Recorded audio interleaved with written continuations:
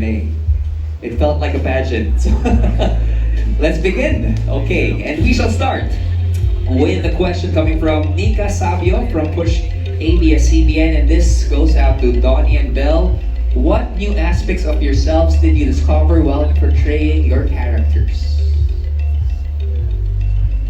Taas na ako. Yes. Ako po, ang dami ko pang dapat tutunan. At ang matutunan, di ba? Si Direk na to. Ang dami ko pa dapat matutunan. Sobrang dami kasi ang lalim-lalim ng characters namin dito. Sobrang intricate. And it made me understand so much more about love. Oh, wow. How about you, Donnie? Big words yan, ah. Kaya nga eh.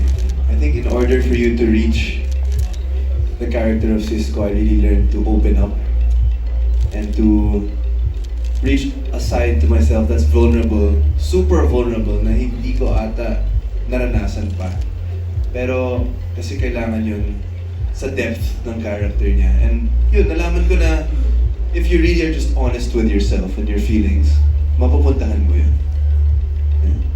And just hearing you guys talk, probably ito na yung pinakamalaki, pinaka-complicated, complex characters na tinake nyo. Kasi before, maraming characters kayong panan. Pero ito na ba yung pinaka-kakaiba? Pinaka-mabigat? Yes, kasi ano siya eh, different sides, different stages of a relationship. So if you go through all of that, di ba, in a journey, you'll start with a kilig, you'll start with the honeymoon phase, and then you'll go to the realization that you become, familiar with each other, tas doon na yung mga problems na mag-arise. So I think it's a combination of all our characters in different stages of their life.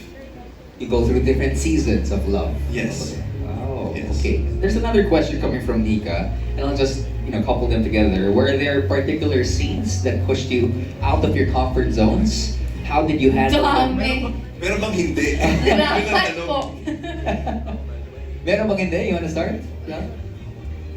Dami. Direk. Madami. Pero yung pinaka-tumatak sa akin was, wala baka mag-spoil. Hindi naman. Yung confro siguro. Confrontational. Yun talaga. Kasi ang dami kong kailangan hugutin. And yun nga, sabi ko ang dami ko pang kailangan matutunan.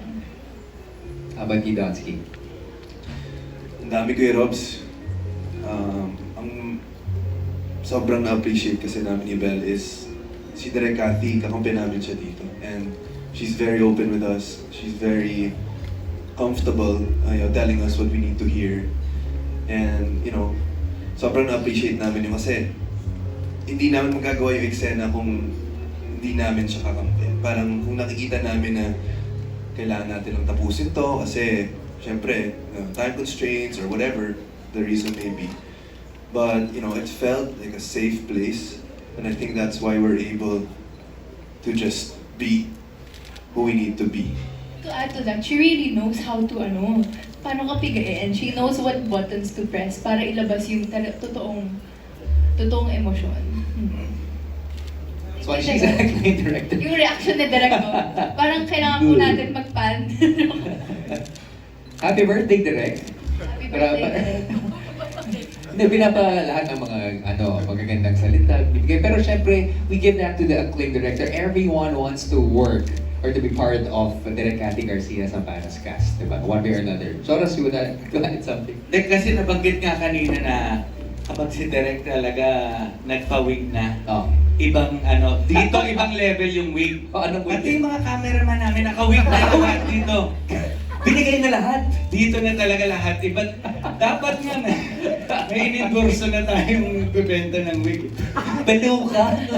Nandun na lahat ng klase na mapapanood nyo rito. Abangan namin May yan. multiverse ng wig. Tayo sa peluka. Yan ang magiging sequel nito. Salamat, Charles.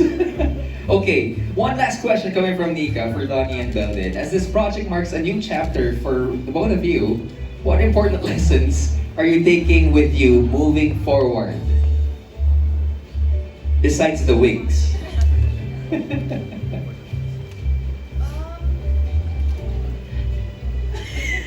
Matapang bigla.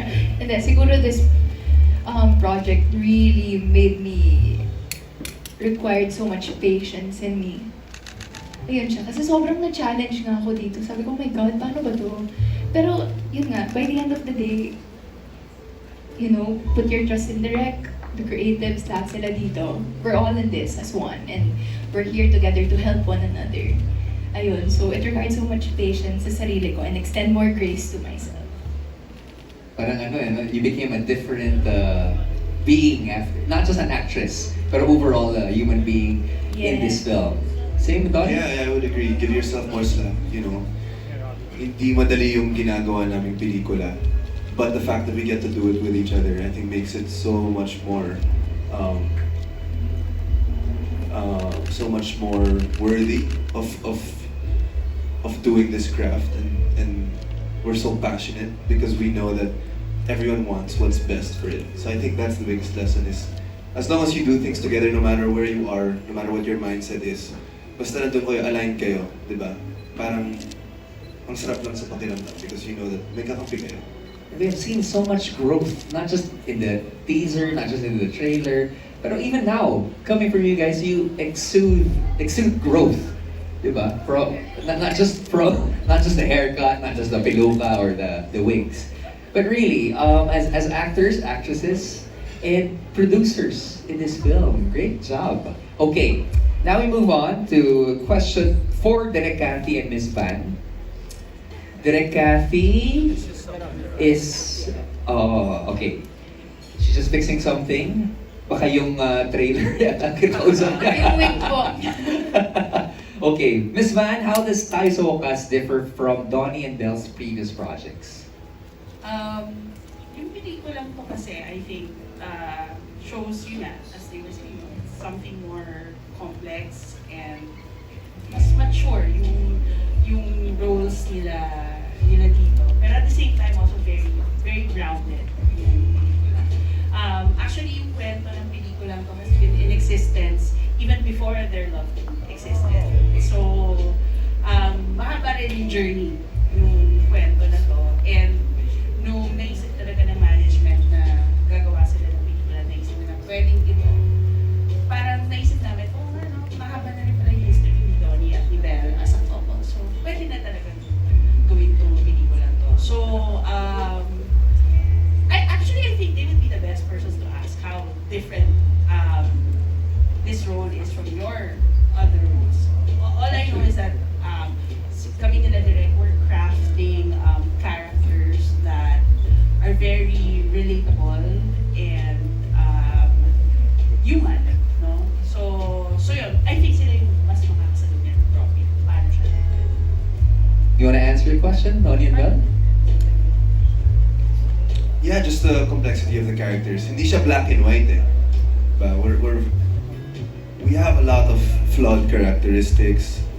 Sinasabi nila ngayon, red flag. Pero kasi you have to understand also where each character is coming from, you know, and what their background is. So yun, siguro yung experiences ng isa't isa.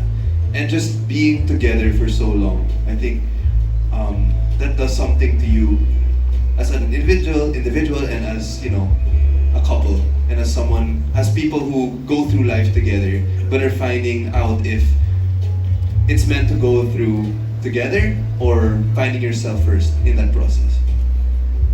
Bigat ng mga themes natin. Mhm. Exciting movie, Belle. Daming layers ng character namin. Talagang, yun nga, it's very real, very human. And, iba talaga siya. Ibang-iba siya. Panoorin niyo po. Before we get to Direk Cathy, I just want to ask Miss Van, kasi you mentioned a while ago, ikaw yung nakasama nila sa una, and for this project, di ba, sa Wakas, Tayo sa Wakas, probably their last project for now, okay? We're saying that, for now. What do you think makes this big project a defining or transitional project for them? Okay. Kasi nga, yung tinatackle talaga na issue dito, pag napanood nyo yung pelikula, pag nakita nyo nagdi-discuss, nag-aaway yung characters nila, hindi mo sasabihin isang tao lang yung tama, isang side lang yung tama.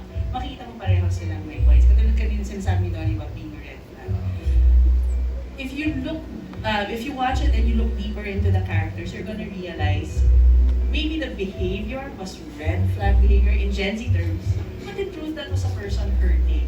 Diba? And kailangan mo intindihin bakit siya nasaktan at bakit ganun siya mag-behave, diba? At bakit kailangan ganitong klaseng tao yung magmamahal sa kanya. Pero diba, minsan, hindi mo napapansin sa haba na ng relationship nyo, sa haba na ng pagsasama nyo, diba? There are some things that, because you love the person, you accommodate to the point that when you accommodate it, there are parts of yourself that you lose and parts of yourself that you change to fit that dynamic. The question is, hanggang kailan magiging okay yun? What if magbago ka? Kasi pag nagmahal ka, babaguhin ka talaga ng pagmamahal na yun. Diba? So, hanggang kailan magiging okay yun? So, kaya ang magiging tanong, pag tumakbo yung pelikula, is worth it pa ba na save itong relationship na to? Worth it pa ba na magsama kayo? O magbe-break kayo? Magbe-break up kayo, di ba? Kung magbe-break up kayo, di ba? Bakit?